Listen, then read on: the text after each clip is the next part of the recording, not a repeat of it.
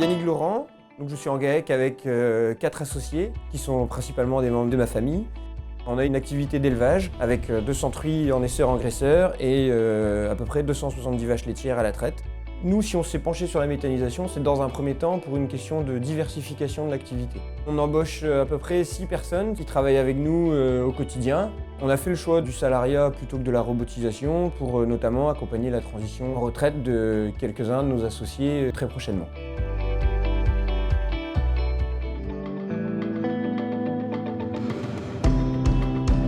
Là où la méthanisation nous a particulièrement intéressés, c'est qu'on trouvait que c'était cohérent par rapport à l'activité d'élevage, notamment l'activité laitière, où on gère pas mal d'effluents, on gère pas mal de déchets, les refus des vaches et autres. On ne sortait pas complètement de notre domaine de prédilection et ça s'imbriquait bien par rapport au travail qu'on a à faire au quotidien autour des animaux. La méthanisation, c'était aussi une évolution de la structure vers des attentes environnementales ou vers de la production d'énergie. La journée type, pour nous, autour de la méthanisation, elle s'articule autour de 2 axes principaux. L'essentiel de notre temps est lié au chargement, à la gestion des imprévus, donc lié à la mécanique, et au suivi. Le suivi de la méthanisation en tant que tel prend pas beaucoup de temps. On y est une demi-heure le matin, une demi-heure le soir, quelques notes à prendre, quelques paramètres à suivre.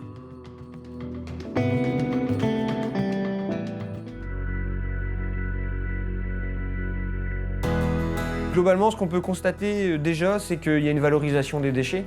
L'utilisation du digestat, en fait, elle est aujourd'hui sous-traitée à l'entreprise de travaux agricoles pour avoir un travail plus efficace et puis pour pouvoir nous aussi consacrer plus de temps au suivi de la méthanisation et aux activités d'élevage.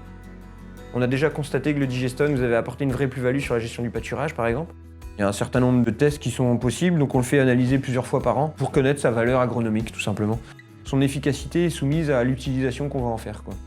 En mettant en place la méthanisation, on a réfléchi la méthanisation de manière à réduire aussi un certain nombre de nuisances qu'on pouvait générer auprès de nos voisins. En élevage, il y a toujours des odeurs, il y a des fosses qu'on doit brasser et autres. Ça permet aux gens de comprendre comment on peut, en agriculture, boucler la boucle et faire en sorte de réduire notre empreinte carbone, puisque c'est comme ça qu'on doit l'appeler. Ça permet aussi de valoriser notre métier, de faire accepter en fait l'empreinte environnementale que les agriculteurs laissent.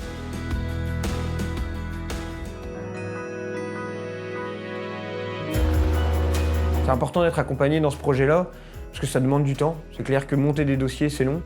Le système de déclaration aujourd'hui pour l'autorisation administrative vis-à-vis de la méthanisation est relativement simple par rapport à ce qu'on a l'habitude de rencontrer en élevage, quoi.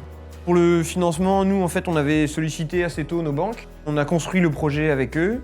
Assez tôt dans notre projet, on a su qu'on avait un accompagnement bancaire. On a bénéficié du soutien de la BPI pour pouvoir terminer le financement du projet, quoi. Ce qui est important, c'est d'avoir un projet qui est assez solide, qui tient la route et qu'on peut défendre vis-à-vis de la banque.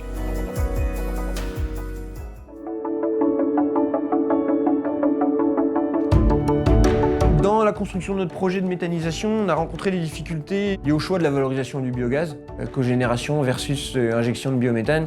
On a longtemps réfléchi à la cogénération et à la question de la valorisation de la chaleur sans vraiment trouver de solution.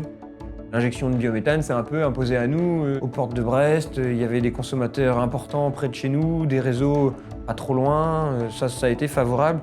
En fait, là, on est dans la relation gagnant-gagnant, quoi. C'est-à-dire qu'il y a des gens qui ont des déchets dont ils veulent se débarrasser et nous, ça nous dérange pas de les prendre, voire même ça nous arrange. Donc tout le monde est gagnant là-dessus et ça facilite aussi la relation avec le voisinage, quoi. On a un projet qui a été bien accepté parce qu'on en a parlé très tôt à nos voisins, on a su répondre à leurs attentes et à leurs questions. C'est aussi une ouverture vers l'extérieur.